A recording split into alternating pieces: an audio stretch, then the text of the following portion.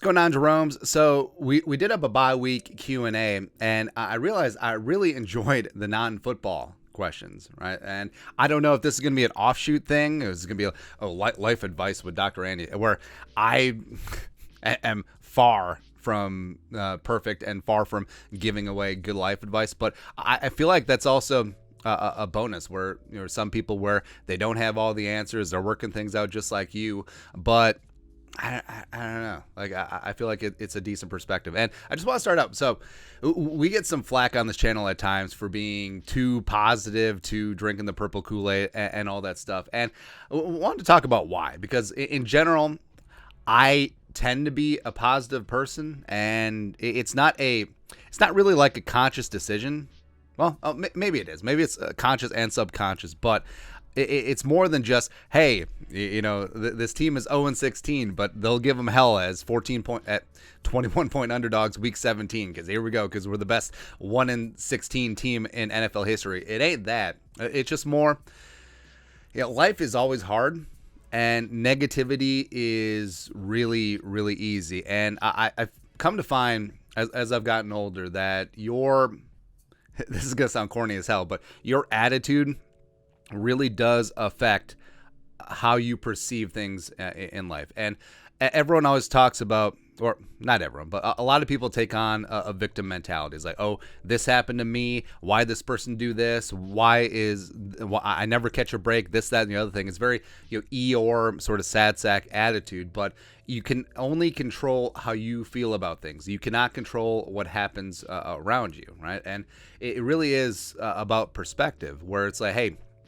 you didn't get the job, you didn't get the raise, you didn't get approved for the loan, you didn't do this, that, or the other thing. But hey, it's just an opportunity to try something else. Where the most successful people that you will meet in life have fell down and failed multiple times. Had doors slammed in their faces, got rejected, and just things didn't work out for them. But did they curl up in the fetal position and cry about it? No. Like, they rolled their sleeves up, they got back after it. And the thing, an analogy I really like from jiu-jitsu is, so the jiu-jitsu belts go white, blue, purple, brown, and black. Black belt is, of course, the high. Well, coral's the highest, but you know what I mean. But black belt is the pinnacle of the art, right?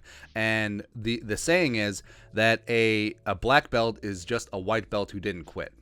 And that's true. And I mean, going from white belt to black belt takes 10, 12 years of being invested in a craft. And I mean, it's really good microcosm for life, because a lot of people do quit, and being negative and dulling your pain and all of that stuff, it's the easy way out. It's just very easy to be jaded and hate on people who you feel are luckier than you or more successful than you, and don't deserve it, and all that stuff. So is a bit of a rambly way of saying that. That's why we're positive, and that's why I really like this football team this year under Kevin O'Connell, where, hey, they've won 4 games in a row. Like, that should be something. But yeah, they should have beat the Lions by more, they should have beat the Saints by more, and they should have beat the Bears by more. They should have beat down the backup quarterback of the Dolphins, right? But they didn't. And the thing that really stands out to me about this team is,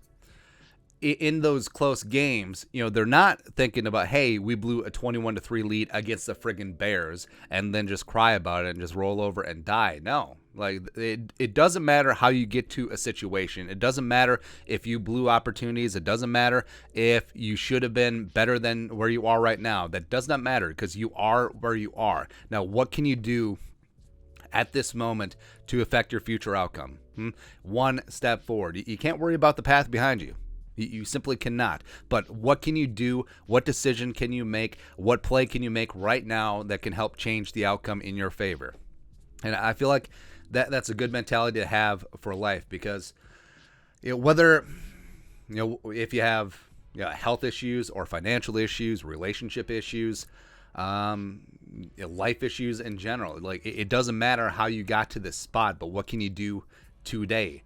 This day, this hour, this minute, this second. Like, what can you do right now to help change your situation? So that's a really maybe faux philosophical way of talking about how I don't know. I was just believe in this team because I know being positive or being nice to people costs nothing. And I not to go all secret on this thing, but I feel like the more you get back what you put out. So if you put out negativity and toxicity, you're going to get a lot of that back, and then it becomes an unbreakable cycle. It's like, oh, why are you so negative and toxic? Oh, because people are always so negative and toxic to you. But if you're positive, if you're always looking on the bright side of life, if you always have this can-do attitude, if you're perceived as a person who can get things done, I mean, you're going to get more of that because you're going to get better relationships. You're going to get better opportunities because people look at this like, hey, this mofo gets things done. I want to associate with them, whether it's a friendship, relationship, whether it's a business association, anything like that, because like attracts like. And I'm not trying to make this like the corny, all that other stuff, but I don't know. Just take a breath. Just be a little bit more positive, or think about how you can positively change a situation right now. Right? Don't worry about the past. Don't worry about the future. Think about right now. That's it. All right. So Q&A. That's a long way getting into Q&A, man. Jonathan Nobre, up 3 games on the bye is definitely real life. Skull winning without playing. Absolutely. Jacob Householder. Did anyone ever submit a video to be a member of your fantasy league? Would have been interested to see that. Also, how's your team doing this year? We actually didn't get a Jerome's fantasy league off the ground this year. But in my other leagues, one not doing so well, the other one fine. A lot of bad injuries, a lot of sort of bad puck luck, but it is what it is. Kyle Gaber. What is your favorite meal to make, and what is your favorite meal if someone else is making it? Let's see, my favorite meal to make, I don't know. So the family is very basic in what they eat. Not that there's anything wrong with that, but probably pizza. Because it is our Friday night tradition. We'll throw in a movie, make a pizza, do all that stuff, and kids sometimes like to help, sometimes they don't. But I don't know, it's just a fun family thing. Plus, I'm making damn good pizza. That's right. Someone else is making it. I always like when someone else makes their signature dish. Like if they're known for like making really good lasagna, or like my grandma made fantastic like stuffed cabbage rolls with like rice and beef and veal. It was just really, really good, man. And just stuff like that. So if someone else make or if you happen to be like a Japanese sushi chef, I'll take that. Hair fine. When you went to college, did you ever drop out or take a semester off? If so, how did you get the motivation to go back? Asking for a friend. I didn't drop out, although, not gonna lie, my bachelor degree stretched out a little bit longer than it probably should have. So, like, maybe I quietly quit. That's a new term, right? During college. But, I don't, like, you have to think about what you want. Like, if you want a job that requires a specific college degree, obviously you should be going back. But if you don't, like, say you want to get into a trade, say you want to go into a field that isn't related to your college degree, I would think I would think about that. Where college isn't necessarily for everyone, and that's not a backhanded compliment. That's not that's not this or that or the other thing. There's a lot of really good people who make a really nice living who don't have a college degree. So, I mean, I don't know your reason for taking some time off, whether it's you weren't interested or if it was financial or something like that, but you should just really reassess about what you want to do. And just because, the cultural standard right now is like, oh, you have to be you got to have a college degree to be somebody. I don't think that's necessarily true. So think about that for yourself. Email me. I want to know how this ends up. Andy at purpleftw.com. Online alias. If you were in your early 20s, would you, speaking of which, would you, for a traditional 4-year college degree, or maybe look into the trades as a career path? Now, this is interesting. So I do have a college degree and an advanced degree. I've never really used them. So it just does seem like a waste of money, but also I feel like the the social connections you make in college are ones that like a lot of my lifelong friends are friends and people I met in college, right? So I mean, can you get that without shelling out for tuition and all that stuff? Maybe. I actually would consider the trades because we're gonna have this question. So I work in finance, right? And you don't have like, hey, at the end of the day, you have just like a spreadsheet. And when we're doing this, obviously it's fantastic. We have this great community, which I love and adore for sure. But you don't have anything tangible. Whereas, if you work in a trade, welding always interests me, where you can put together you put together these beautiful seam welds and all this stuff, and you have something tangible to show for your work, right? And also, it is a bit of a physical occupation versus just right. Or my grandpa was an electrician, and electricity always interested me. I wired most of my house. Of course, had my work checked by a professional at the end, but it's just tangible things like that. And also, it's so awesome. It's like, hey, I can wire this up. We're gonna flip this breaker. All of a sudden, everything works, and the house didn't burn down. Wow, it's amazing, man. So I actually would consider going back and doing a trade. Like if I was in my 20s, to becoming a electrician. Yeah. EB 0203. Would you rather gain 100 pounds instantly and never be able to lose it, or be missing one of your front teeth forever? No getting crown. I'll take the tooth. Like I'll just say it's Michael Strahan adjacent. I'll just say it's a gap. I'll just say I played hockey. No, 100 pounds. So that would put me at like 320, which would be no bueno. Nah. Travis Belmore. Best city to travel to in the United States for great restaurants, and how do the Twin Cities stack up restaurant-wise compared to others? Twin Cities crack the top 10, top 30. Keep up the awesome work. Twin Cities is good, especially for like local mom and pop stops. So like we're really into going to like small hole-in-the-wall, family-owned Asian restaurants, and it's really good here in the Twin Cities. See a couple that we really like here. Hoban, which is in Egan. It's a Korean place. Cameron Bay is a Vietnamese place in Burnsville. And then Pho Tao Bay, which is in South Uptown, I believe. Yeah, it's in a weird spot because it's near a laundromat. Because the first time we went there was during the height of Breaking Bad. And just like, there's probably something underneath there. Right. So Twin Cities is great. When I say that it's top 10, I don't know. Like, recency bias is going to be there, but Austin, Texas is fantastic, especially for the tacos and the way that they're set up is that you'll have a bar, and then there will be like a taco truck that has like a lease or a relationship with the place, and they just sell tacos there. I mean, it's just absolutely amazing. So Austin's good. Also, the barbecue there is fantastic. But of course, that's recency because we're just there. LA is always fantastic as well. But this is gonna sound weird. Like I know I'm supposed to say like New York or San Francisco or something like that. It's Vegas. It's Vegas, where you have all of these world-renowned chefs.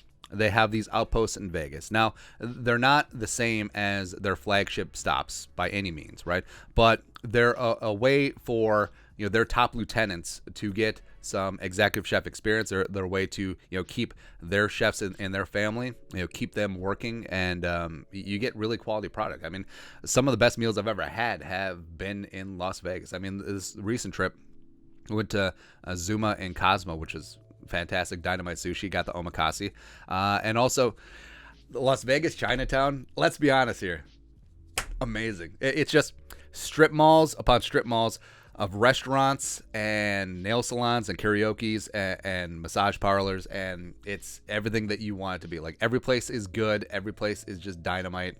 I mean, it's got to be Vegas. Oh well, the great thing is like within on the Vegas Strip, within a 5-mile radius, you have Joel Robuchon, you have Morimoto, you have Tom Colicchio, you have Emerald, you have Wolfgang Puck, you have like all the elite chefs. You have Thomas Keller. You have all the elite chefs in the world, just at your disposal, at your fingertips. That's right there. So I would have to say Vegas. I mean, it is what it is. Let's hear. Meat sauce. What do you like for TV dramas? Sopranos, Breaking Bad. I just started Sons of Anarchy for the first time and I'm loving it. So I tried to get into Sopranos. I know that they're groundbreaking. I can't really do it. I don't know what it is. It's just more of a time thing. It's a lot of time to invest. Breaking Bad was amazing. I love Sons of Anarchy. I really like the Offshoot Mayans MC as well. Does Ted Lasso count as a drama? I guess so. For All Mankind is really good. Apple TV is making some really good stuff, man. Respect. Robert Baudette. Do you have any pets? If not, what's one you'd want hypothetically? So we used to have 2 dogs. Unfortunately, our fox terrier Cody passed away 2 years ago. We have a long-haired Chihuahua who's going to live to 95,000 years old. My grandparents actually had a Chihuahua who lived to be 22. My goodness, man. But yeah, that's it for now. The daughter really wants a cat, so we'll see if that happens. I actually don't mind cats. As weird as it sounds, like I'm obviously a dog guy, but I'm also a cat person too. One of those weird crossovers. 80s baby. Favorite TV streaming show right now? Probably Ted Lasso. Can't wait for season 3 to come out. Oh, Yellowstone. I mean, how did I forget Yellowstone? Who asked that? Oh yeah, the meat sauce. Yeah, Yellowstone is up there. I loved 1883 with Tim McGraw's a really damn good actor, man. He's fantastic. Like him in 1883, him in The Blind Side, him in Friday Night Lights. He's just really good, really talented dude. Respect. Favorite TV show streaming right now? Probably. Yeah, For All Mankind is up there for sure. I can't wait for season 4. Yellowstone, Ted Lasso, pretty basic stuff. Dahmer was good. And if we're just killing time, just sitting at home, we'll just put on an episode of Dateline because Peacock has every single episode of Dateline. And so Dateline messes me up a little bit where we're so enthralled in the storyline. Also, just true crime, like podcast lovers in general, like people love this stuff, but we're literally watching or listening to something that was like a grisly murder or an attack and someone's dead or like the worst day of someone's life. And it's just like, man, and we're just taking voyeuristic pleasure in it. It's so weird. So weird. Let's see here. Noxish Pink. Have you done any traveling? Do you like any outdoorsy stuff? Yeah, so we talked about this in the previous video. Spent a lot of my 20s really grinding, just really trying to build up the businesses, but have really started to open up, trying to get out more. Go to LA quite a bit, go to Vegas. This year we went to Texas and Vegas, and yeah, just trying to branch out a little bit more. Stuff with kids. Although we did just get a new vehicle, which is going to be a beast for road trips, man. It's one of the reasons that we got it. It's a Honda Pilot. That thing's a tank, man. Outdoorsy stuff. I like hunting. I like fishing to a degree. I'm a very casual, like weekend warrior type. Like I'm certainly not like fully outdoorsy. Like you wouldn't consider me outdoorsy, but I do like the outdoors. I want to get more into hiking because I don't know, it just seems it's a good form of low impact exercise as well as just seeing fantastic things. So it's like hunting, but without the pressure of trying to fill your tag. Yeah. Supercore 98. Outside of sports and dabbling in bets, what is your favorite hobby? I'll play a lot of poker, cook a lot. And I was just thinking too, like I do need to pick up a hobby. Maybe I'm going to take a welding class and just have that as a hobby. Maybe I'll start welding things together. It's like, hey, it's art. It's possible, man. TJ803. What's your biggest pet peeve? People who are disrespectful to others who they perceive as below them. If that makes sense. I mean, they're obviously not below them because we're all humans. We're all on the same level. But people who cop an attitude with waitresses or a janitor or a valet person, a hotel desk person, just people like that. Where why you being an a-hole? And they say that a person who is not nice to a waiter or waitress is not a good person, or something like that. I don't know. I just feel like it says a lot to you, the way that you treat people who can't do anything for you, right? Or people who you perceive as below you, that whole thing. I think I'm trying to raise my kids, and I try to live my life where you treat the CEO the same way as you treat the new intern, or the mailroom person, or the janitor, or whoever, that sort of thing. H, favorite thing to do besides watch sports. I actually don't even like watching sports, as weird as that is. Like, in my free time, like, yeah, we'll certainly take in a little bit of college football, but I'm not really like sitting, like, grinding sports. I always feel it's a bit of a time suck. Like, I'll be bopping around the house. I'll have the headphones in. I'll be listening to a book, like cleaning the house, or cooking some food, and while the games are going on, and maybe there's a jelly bean or two. Who knows? Nicholas Meyer, favorite book you've read? What do you like to read? So I actually prepared for this one. I generally, I don't read a lot because not to go like deep into this, but I do have a reading issue. But I listen to a ton of books. I probably listen. Actually, I should check that out, because I think I've listened to 50 books this year. But I generally like nonfiction. Yeah, I like some fiction, certainly. So, as I lead off with a bunch of fiction books. So, the fiction books I would recommend: Gates of Fire by Stephen Pressfield. It's a fictionalized version of Battle of Thermopylae. It's not 300, but it's really good. 11/22/63 by Stephen King. It's a alternate history with surrounding the JFK assassination. It's probably the only book that at the end I shed a little tear. Just like that. So here. That's the only two fiction. So I like biographies a lot. Biographies of successful people, and as weird as it sounds, like biographies of football coaches. I mean, obviously, most of them are successful getting to that spot in their careers, but I always find it interesting, like their philosophy on life and leading an organization. So I've listened to Bob Stoops' biography recently, Spurrier's, Lou Holtz's. What are some other ones? Actually, we could just go through my Audible app. Oh, I listened to the Goggins book. That was really good. The Kevin Garnett book was fantastic. Oh, the Dream Team book by Jack McCallum. Fantastic, man. Let's see what else here. Oh, The Martian by Andy Weir. That's fiction. That's really good. Let's see what. Oh, I listened to The System by Jeff Benedict and Armin Katayan about college football. Oh, I listened to Ed Ogeron's book. It was really good. Did you know the Rock did the intro to that? Chuck Knoll recently. I listened to the Diamond Dallas Page book. I listened to Lone Survivor, the Marcus Luttrell book. Also, recommendation, Breathe by Hickson Gracie. Now, his name's Hickson, but it's spelled Rickson. So it looks like Rickson, but with Brazilian R's sound like H's. Even if you're not into jiu-jitsu, it's just a really good life philosophy book. I really recommend it. Also, Band of Brothers is fantastic. Stephen Ambrose, Easy Company 506, first of the 506. Then also Kitchen Confidential by Bourdain. I mean, there's a lot of ways that you should emulate Bourdain, and a lot of ways that you should not.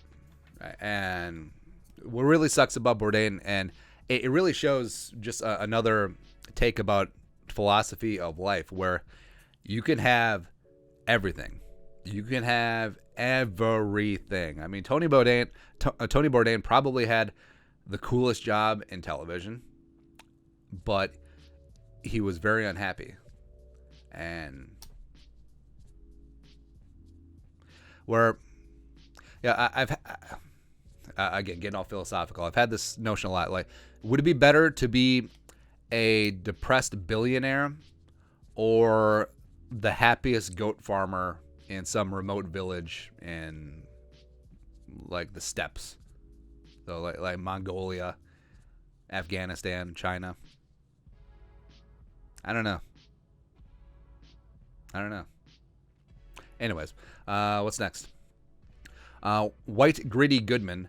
Sports gambling aside, do you partake in slots and or card games during a visit to the casino? Nah, not really. So even though I fully understand that the odds are, like, no one beats sports betting consistently, stuff, right? But it's fun to have a little sweat, and I do play craps because there's nothing more fun than if you have a group of people, you're all betting the same way, as opposed to betting the don't pass, and you just get on a run. It's a ton of fun, man. Plus, it's a game where you can lose what you buy in, or you can win a ton. It's one of those spots. So I like that one. Plus, it seems more active. Rolling the dice, getting the free drinks, all that stuff. But yeah, that's it. Don't really like table games. Don't really play slots, all that stuff. Connor May. Would you ever consider doing some in real life content? I was thinking over the summer doing vlogs. I don't know, because I know how much you probably appreciate idea over the summer, even though it was just the summer. I appreciate idea over the summer. We have considered about branching out, doing some like a day in the life or whatever content. I know that's hot right now, but we'll see. Like I said before, I'm actually kind of an introvert, which is weird since I put my face out there like multiple times a day. Who knows? Soda State Soldier. Where and what is the most beautiful natural place you have been to in Minnesota? Now, I know I'm supposed to say Duluth, and I know I'm supposed to say, like the Boundary Waters. I know I'm supposed to say Alexandria, Minnesota, but so I grew up in southeast Minnesota, which is in the Driftless area, where the corner of the state that didn't get flattened by a glacier, and like the hills and the bluffs down there are just fantastic, man. I love where I grew up, so I would have to say that where, like, there's something extremely peaceful about being on top of one of those hills or bluffs, and you got morning fog down below, and they're certainly not mountains, but I mean they're sort of mountains for the great state of Minnesota, and I don't know, there's just something about it. So yeah, I'll say southeast. 80s baby, Thai or Lao style papaya salad? Thai. TG 5455. Can you smell the Packers rotten cheese and go 3-5? I think that they may start out 4-8, which is going to be delightful. Stews D. How has tactical hugging changed your perspective or life in general? So tactical hugging, aka jiu-jitsu. I don't want to be like a jiu-jitsu zealot, like, hey, you should do this, because I fully understand that it's not for everybody, but I feel like it certainly has changed my outlook on, well, physical activity, one, because I used to be, well, still kind of am, like, the powerlifting sort of meatheads, like, oh, so we'll do chest on Monday, we'll do legs on Thursday, and we'll do arms on Wednesday, that sort of deal, right? But I think flexibility and pliability is extremely important. I think, because if you're rolling in and you're out of shape, you're going to get punished, right? And if you're in shape but you're not in the correct form of shape, you're going to get punished, right? And that's perfectly fine. And I think there's something about sticking with something that you've been bad at and finding slow improvements. I think that's really important. I think that's why all kids should be in martial arts as well. And there's just something else about, beyond the self-defense part, where it is nice where if you ever get locked up with someone, like, you feel more confident than if you would just be panicking. That's why I think not to go down that route, but I think all police officers should be trained to a blue belt level, because I think just being comfortable in a physical altercation is important, and especially for your own self-defense, or diffusing a situation. Like if you see like some dude acting up in public, and people are in danger, just being able to come up and a rear takedown, be able to get them out and be able to just control them, as opposed to going out there trying to throw hands, and maybe you bust them in the jaw, maybe they fall down, maybe they hit their head, and all of a sudden that's a whole situation. But if you're just physically handling them in a mat, or if it gets to the point, if you have to choke them out, I mean, it's something where you can really diffuse and de-escalate a situation. Yeah. But yeah, I'm really glad that's part of my life. I wish I would have gotten. So I said I didn't get into jujitsu until I was 34. But I'm glad I didn't get in earlier, because then I would have like, hey, well, let's take this to the next level. Let's train Muay Thai. Let's try and get into MMA, and then that would have just been a mess. Coach Figgy, if you didn't live in Minnesota, where would you live? Somewhere tropical, big city, foreign country, etc. So it would be warmth, but also, so. We've always talked about Nashville. I like the idea of Texas, except Texas is really freaking hot at times. LA is always fantastic, except housing prices are just ridiculous. I've always said I wanted to retire in Vegas just because it has everything, and besides the heat, once you get past like 6 weeks during the summer, it's pretty tolerable, and it actually gets pretty cool in the winter. Also, low cost of living, no state income tax, and you literally have everything right there, right? I'm supposed to say Montana, right? Or foreign country, Philippines, even though, speaking of the heat. There's just a lot of expats in the Philippines that I've heard phenomenal things. Yeah. Or also, I can't explain it. I've always had a attachment to Pullman, Washington. And it's weird because I haven't been through there since I was a teenager. But I just like that area. And it's more than just Washington State. I think it's just a beautiful part of the country. Quiet. And I don't know. I feel like that's what you want to look for in life. But although the weather, I think, would kill me. I mean, just hey, every day it's rainy and wet. Even though it's not Seattle, but it's not great either. I don't know. Coach Figgy. Oh, no, we already answered that one. Connor May. Seeing the new DC movie Black Adam with The Rock, thoughts? I have not seen it. I'll see it when it comes out on DVD or... How do movies come? Oh, on demand. Nailed it. Aiden Guini, earliest Vikings memory.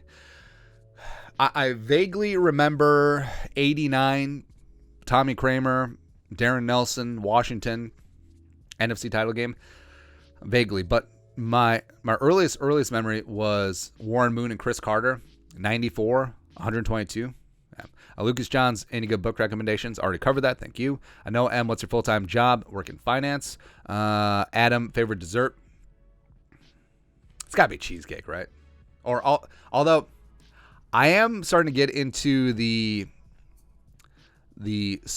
various fruit sorbets and then fresh fruit. Fresh seasonal fruit. It's a good combination, man. Where, I mean, when you think dessert, you think like 17-foot tall chocolate cake, but I don't think you need that. I think you can certainly have a light dessert and have it be just as satisfying. The Dow Gamer, what were you like as a kid? I was an asshole. Can't even lie. I don't know. My report cards were always is obviously intelligent but doesn't apply himself. Is one of those. L Skinnerd 87. That makes more sense. Not sure what the topic would be, but do you feel like we're headed towards World War III? No. Randomly generated. If you weren't during YouTube, what would you be doing, or what did you want to do if YouTube wasn't the thing? Well, I mean, YouTube is a fun side hustle, and we really started this because we wanted this form of content, and we saw that the niche was there. And I don't know, we like that we built up an audience, built up a great community of Jerome's. All right, so what would I be doing for a side hustle if this wasn't a thing? I don't know, flipping garage sales, trying to go full Gary V. Probably not. Eric Rose, what's the most money you have won in a sports bet? What was the most money you've lost? So I don't bet big. Like the most I've lost is like $100 in a game. It was a sure thing. But most I've won in a sports bet, probably I hit a random 3-team parlay. I don't play parlays a lot either, but this one seemed kind of... No, it wasn't a parlay. It was a futures bet. See, I bet on the Rams winning the Super Bowl last year and won like $1,400 off of that. There you go. Eric Francis, what do you do for a living? Finance. Janky, most underrated and overrated TV series. Underrated.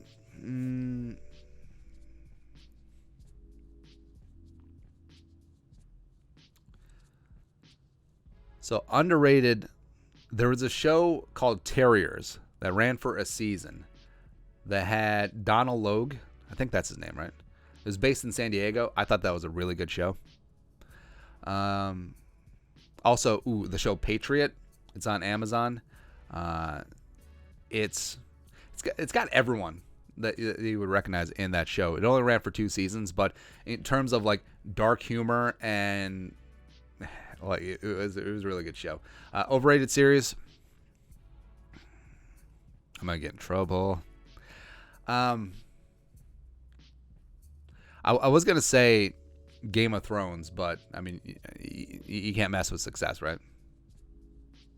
But see, I'm trying to throw shows under the bus that I've also never seen, so that's really not fair. Because I was gonna say The Wire, even though The Wire. Here's my theory: things can be really good and overrated at the same time. So I would put Game of Thrones, The Wire, and Friends in there. Yeah. Lenny Johnson. Oh, underrated show Titus. Look it up. It's great. Okay, I'm presently seeing after my very R-foot X-ray showed my behind high arch has collapsed from a prior injury. Since previously having to sign an authorization for the top 5 in the country professor from NAU College to contract a study, who exact words told me I'm not a human per SE bone sugar. Continue no arches. Actually, I told them the last doctor's been. That's why we did X-ray. It's very amusing to see doctors afterwards.